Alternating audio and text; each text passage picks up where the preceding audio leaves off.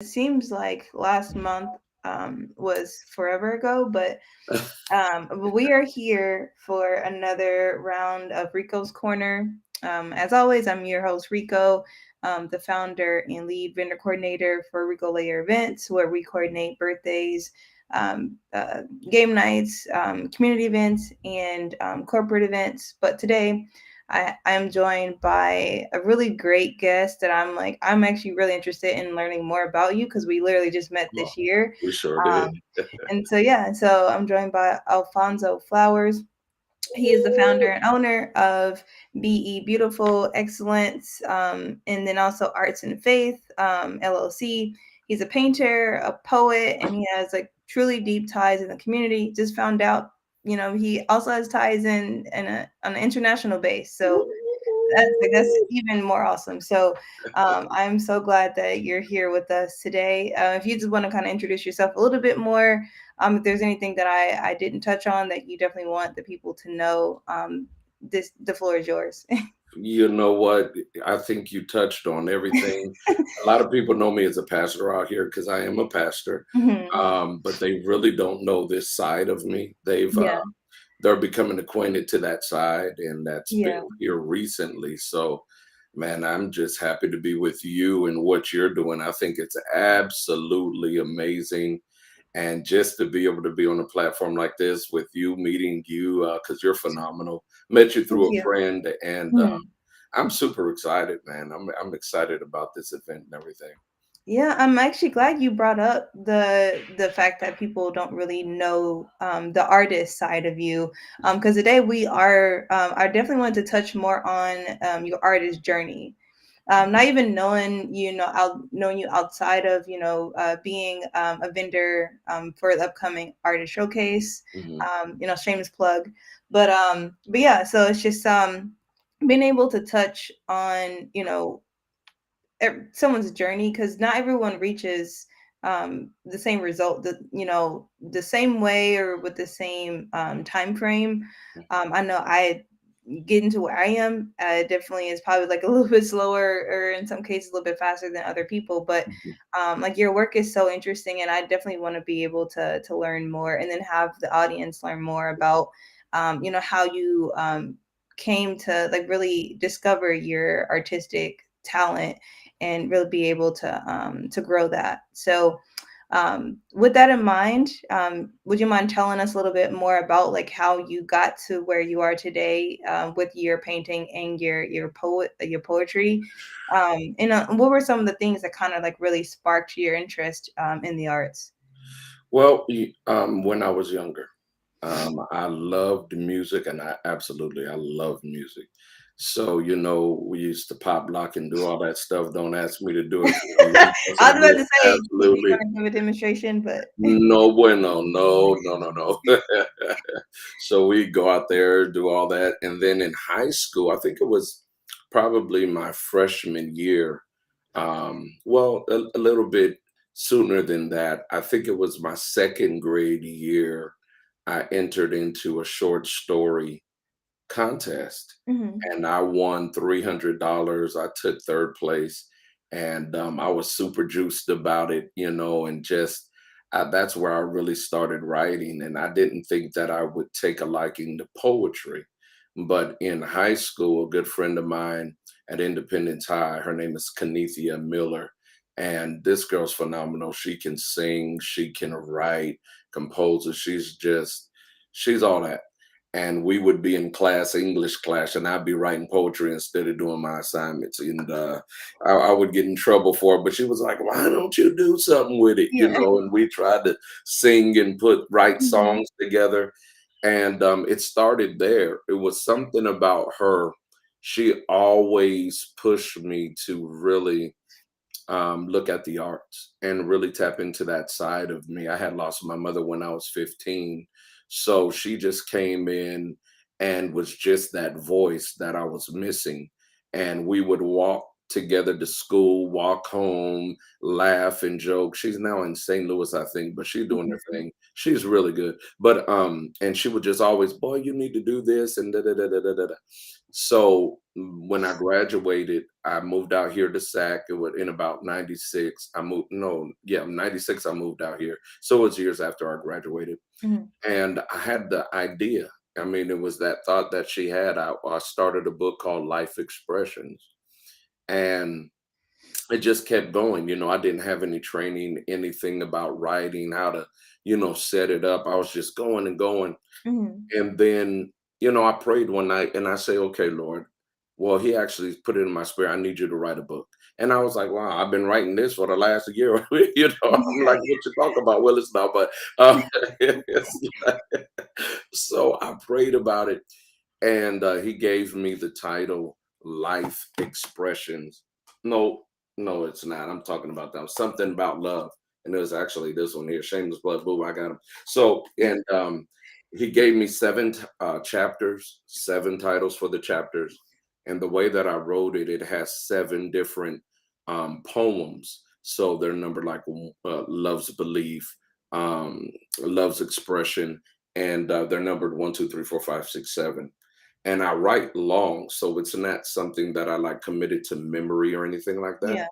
But that one is like my heart. That this is introducing art too. So Mhm. this right here, a friend of mine that I went to school with, she was like, "Oh, I love it. Can I do your cover?" And I was like, "Well, her name is Melissa Kane." And Melissa Malkane. And I said, sure, do whatever. She said, well, I got an idea. So she went in her lab, got a rose and put them, drowned them in water and froze them and did her thing. So that's actually a rose in ice that Oh, she took. wow. She formulated the cover, did everything. And from there, it was just like all my creative juices were working. That was back a while ago, probably 2005. And then I put it off for a while.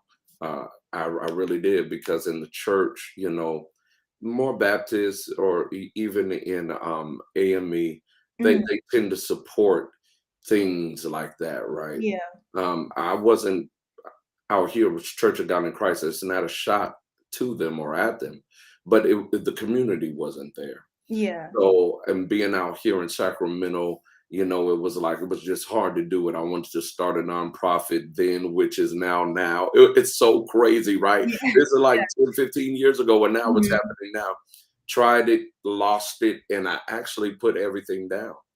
And then 3 years ago, I'm making a long story short, come to it. I met someone by the name of Charlotte Smith, and she just really, and others helped me, encourage me, but she just really like pushed me to the place that said, I'm going to be there to help you do this. Yeah. We would not relent. And then you have 3 books later, Affliction I wrote, and then Love by Candlelight is the latest one, which is absolutely phenomenal. I like them all, but this one's Yeah. absolutely phenomenal. And that's where it's been. I love people. I love life. I want to encourage others. I'm spiritual at the core, but Mhm. I incorporate life with the message. So these books are not going to be like your TD Jakes book or Mhm. something that is just um inspirational as far as religious teaching. It's not. It's going to incorporate that. Yeah. Incorporate faith principles, but it's going to be relational. You're going to see conversations between a man and woman. You're going to see what it means to be out there in the streets and have to deal with everything, but you're holding on to faith. You're going to see, a mother's love. When I lost my mother, you're going to see the heart in that, but faith incorporated. So I I love that. want to inspire people and just open them up to Yeah. life, and faith. So Yeah, I love that answer. And part of the reason why I love the answer, I loved how you started it, because I come from a family of ministers, and elders and preachers. So when you said, I'll make a long story short, that's always the beginning of an extended an extended sermon. So uh, Oh, I see you like to take shots. I love it. Okay, okay, I'm with you. I'm with you. but just I just have to incorporate some humor into it. But I love how you were saying how you incorporate, real life stories into your work. And so I kind of want to touch more on, or have you touch more on, how you adapt your artistic style to both forms or both Mm. mediums. So both painting and poetry. So is it very similar techniques or similar methods that you use, or is one more hands-on, or where you have to actually be physically doing something in order to really come up with concepts, or are they kind of both like in the same vein of how you create? Wow, that is an awesome question. I would say it's different. For me, it's different Yeah. because if the truth be told, I, would just draw here and there, right? Hmm. And doodle. When I was younger, I used to draw like Luke Cage Power Man for my pops, the karate figure black action Hmm. hero, because Yeah. he's karate black belt, he Yeah. is doing his thing. So I draw that. I draw my mother like um the Oriental paintings or what have you with the Chinese women and the Hmm. umbrellas. I would draw Yeah. that because I just fell in love with it. And then it died out. When I started the books, I wanted to be creative in the respect that I wanted it poetry, but I was always inspired by people that could just draw lowriders. Because I'm from Arizona, lowriders and Hmm. all that. I wanted to incorporate my own thing with it Definitely. and try to bring it to life. Well, I'm not going to say to make a long story short. Um, You can say it. Go ahead. I'm not gonna yeah. steal your thunder. So when I wrote Love by Candlelight, I did some little doodles. No, something about love, I did some little doodles. Hmm. On Affliction is where it happened. I never painted like this until COVID. That's 2 years ago. Hmm.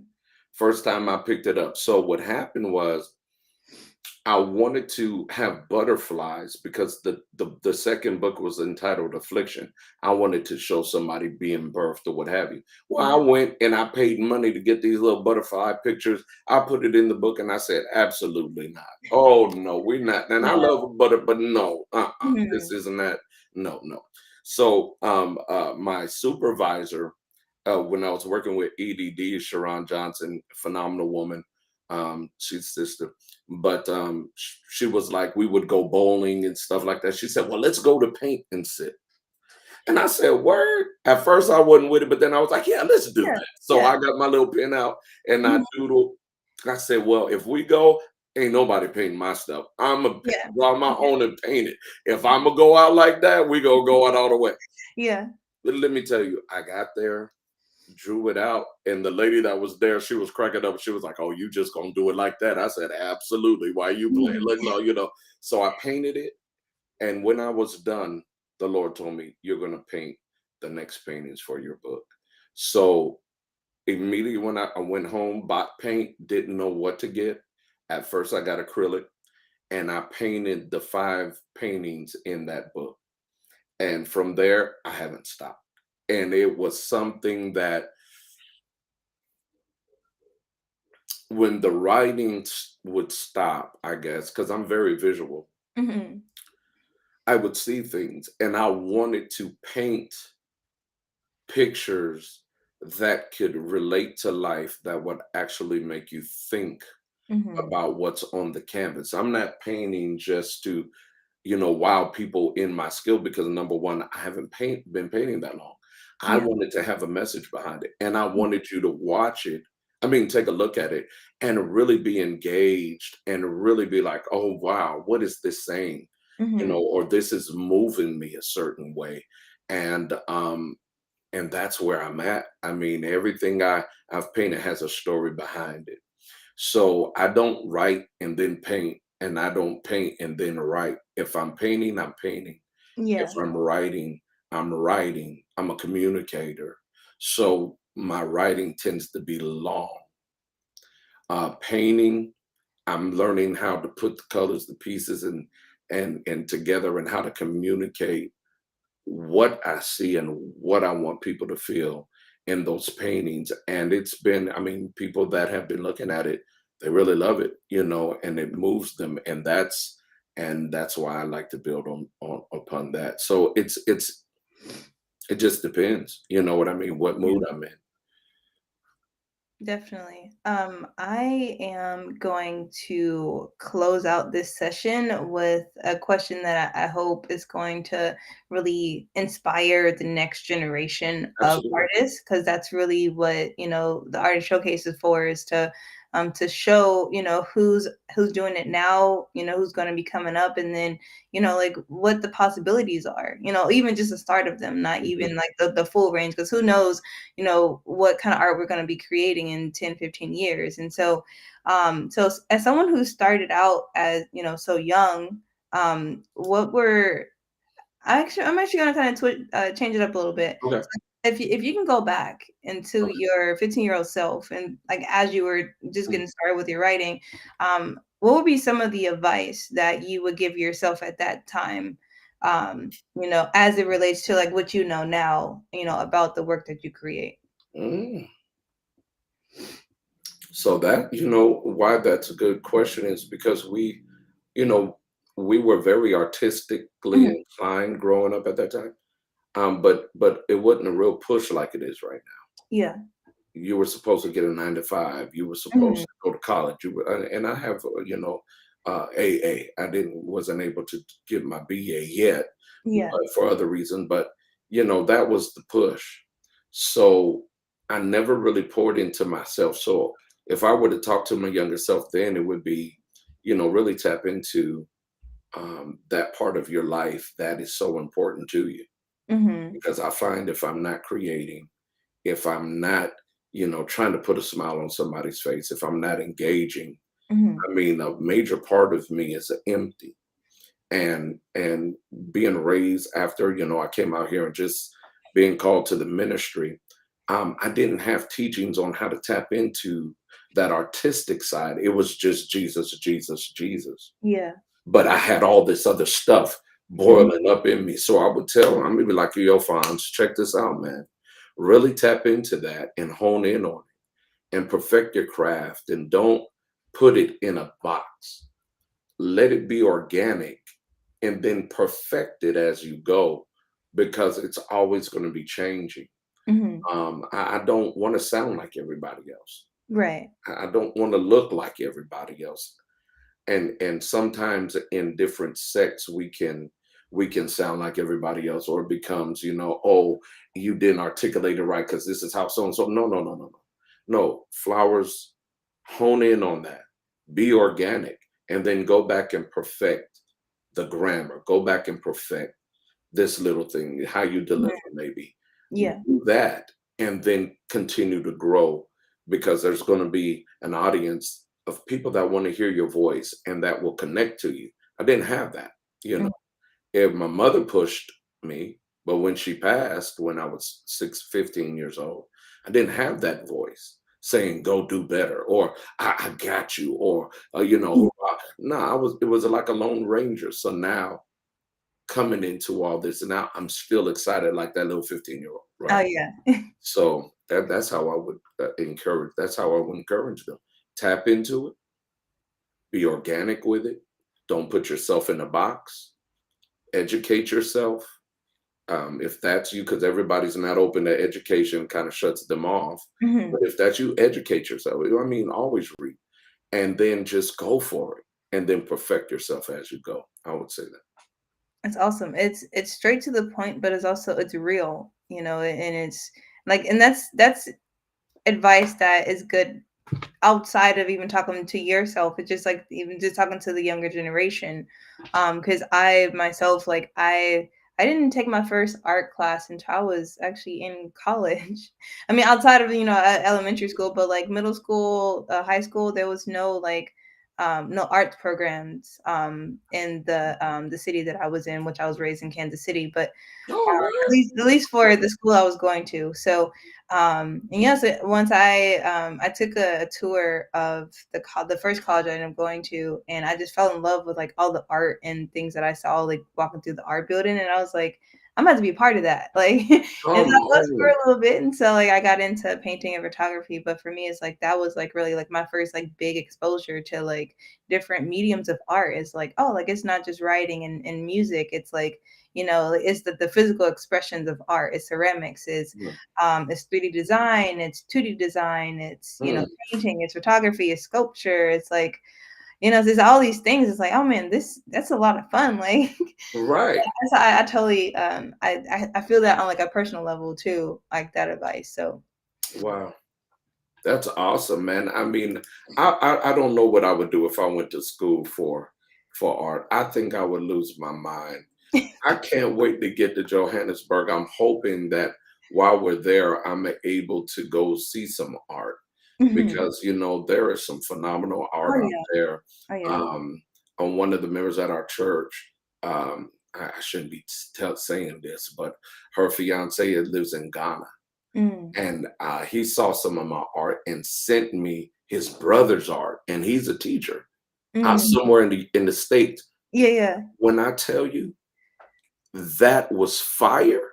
Oh Mhm. my God. I said, I got to go. I hope they have something like here at Johannesburg because I would Yeah, be lost. I would be in paradise. Do you hear me? I love it, man. I hear you. Yeah. But you got skills too, though, while you're playing. I got a little bit. Mhm. See, Uh, see, see, you like this is about me. Okay, I got you. But I definitely want to thank you for sharing your story. And this is also going to be replayed, so whoever wasn't able to watch it live today, I'm going to be replaying it. Okay. But yeah, like, and also people are going to be able to attend the artist showcase and be able to talk with you in person, Mhm. and get more about your story, and then also support your art because that's really also what it's about. So is there any, like, before we wrap up, is there any shout outs or any social media pages you want to promote, or maybe even talk about like your upcoming trip? Um, uh, you can check out my artwork at www.artsinfaith.com. You have to put the www there, www. And I'm putting new pieces up, trying to do it every other week or at least monthly. So I have 3 pieces getting ready to come, new pieces coming up, and you can, see my work there. You can put it on bags and do all that Mhm. stuff, and it's really quality work. Um, I don't know. You can like my Instagram page. It's Arts and Faith, and I think you see this picture here. It's a signature piece. You can't really tell what it is, but Mhm. it's the joy of life, joie de vivre. Okay. And you'll see that on my page. Go out there and support that because I'm new to social media. I'm not that great.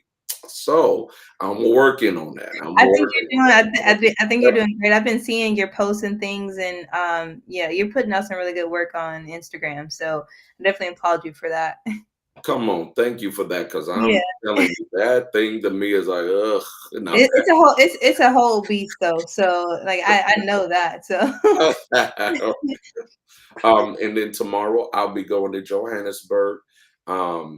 Bishop Noah, from I think it's Blessed Life Church. He Mhm. was following me on Facebook.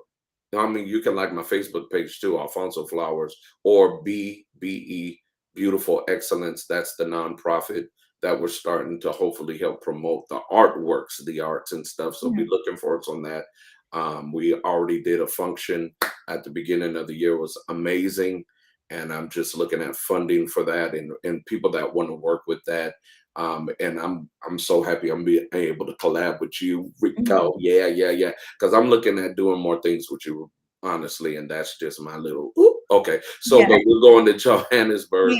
and we'll be there for 9 days, and we'll get to do a revival with them. I'm looking forward to that. Never been out of the country, and this door opened, and the gentleman is Bishop Noah is amazing. We've been in contact for about a year and a half, and he was like, we want you to come, brother.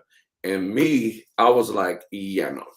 And I tried to put it off, but now I Yeah. can't. Right, right. Yeah. And it ain't because I didn't like him. That was never in my mind. Right. And now that we're going, I'm looking forward to that. And I'm hoping we're going to go check out a museum out there, the Apartheid Museum, I think it is. And I'm going to ask them if there's some other places where we can take a look at some artwork and stuff, hopefully. And look, just look for us. I don't know if I can put my church there. My church is 2721 Dawes Street. It's called House of Prayer, Tabernacle of Worship and Praise. We love to praise God, worship God, and this is actually part of the outreach of the church. Mhm. I want to get in community. I want to connect. I want to be able to talk to people, pour into people, encourage people, because this generation, we need it, but this generation needs it. We all have a voice. We all have a purpose. We all have goals, and if you just stick to it and develop, man, the sky's the limit. But more importantly, you learn how to articulate who you are, your views, your passion to the world without being vulgar, without having to be crude, without having to just be all the way to the left, right? You can keep it balanced, be just as powerful, be just as persuasive, be just as inspirational, but you got to fine tune that voice. And that's what we're about. That's what I'm about. And I really just thank you for, I mean, for allowing me the space and time to come in here and and and get ready to meet you in person on this November 18th, correct? And Yep, November 18th. I was actually about to say that. I'm looking forward to hearing your poetry, from your performance. Another shameless plug.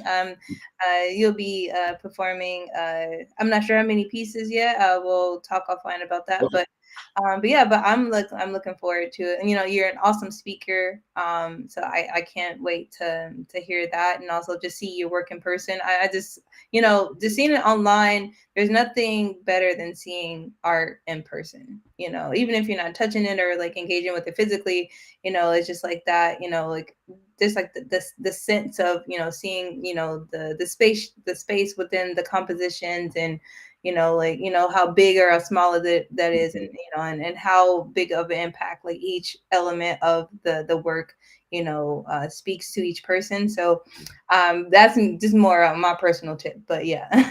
I Um, can't wait for you to come and tell me yeah. what you think for real, while you're Okay. playing. I'm gonna Look, be real with you. I'm gonna be real with you. So that's what I'm talking about. but definitely, thank you for stopping by. Alfonso will, like we've hinted toward multiple times, he will be at the Artist Showcase November 18th at the Oak Park Community Center. Definitely swing by, say hi to him, say hi to me. Just grab someone, have a conversation. It's going to be all love, all creative expression. So it's going to be a great time. And can't say enough. Thank you, Alfonso, for being here. And Thank I'm looking you. forward to people being able to see you in person. Thank you, Rico. I'm loving it. Can't wait to see you Yeah. and the collab. Yes, it's gonna be awesome. Awesome. Awesome. Awesome. All right. So until the next live stream, I'll catch everybody later and have a productive day. Bye.